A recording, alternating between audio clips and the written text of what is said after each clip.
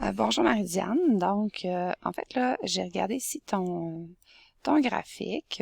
C'est important qu'il ait un titre, oui, et que chacun des axes ait son titre aussi. Donc, ici, pour ce qui est des Y, donc c'est le nombre de médailles. Et ici, on a la taille là, moyenne de chaque habitant.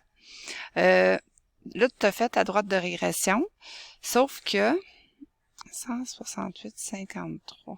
OK. Donc, tu dois prendre des points qui sont sur ta droite de régression pour faire ton équation. Et c'est pas ce que tu as fait. Tu as pris le point 168,53 qui est ici, environ. Là. Donc, il n'est pas du tout sur la droite. Alors, c'est certain que tu ne peux pas prendre cette coordonnée-là. L'autre, tu as pris 180, 329. Lui, tu peux le prendre. Lui, ça va. Donc, tu peux en prendre un autre. Puis, c'est pas nécessairement des points qui sont ici. Hein. Tu pourrais aller, là, c'est sûr que là, c'est pas évident, mais avec une règle, tu pourrais aller voir, là, ici.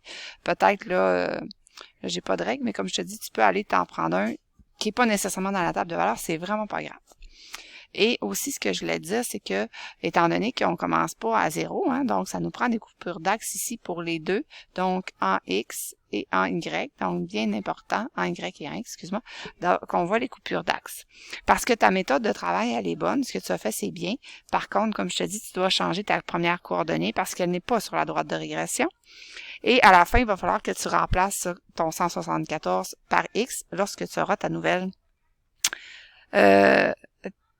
équation, et oublie pas ici, là, tu sais, c'est un moins, hein. Là, ce sera pas ce chiffre-là, quand même, là, mais c'est un moins quand même qui va aller là. Alors, je te laisse faire la correction, Marie-Diane, et s'il y a autre chose, n'hésite pas. Bonne soirée.